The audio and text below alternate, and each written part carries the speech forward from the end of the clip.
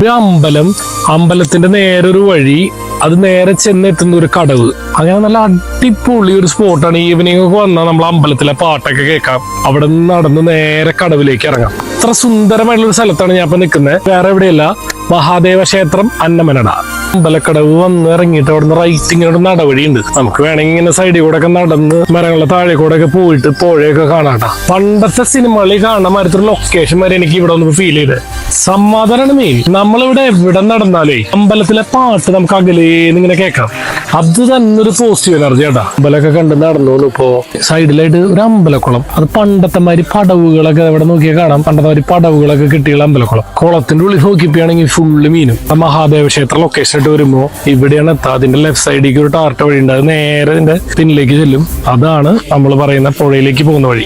അങ്ങനെ നമ്മൾ അമ്പലം കണ്ടു നിൽക്കുന്ന സമയത്ത് ഇവര് ദേവസ്വം ഓഫീസിന്റെ തൊട്ട് സൈഡിലുണ്ട് നമ്മുടെ പഴയ 4 കെട്ട് വീടുകളില്ലേ, അതുമാതിരി എന്തൊരു ഭംഗിയാണ്.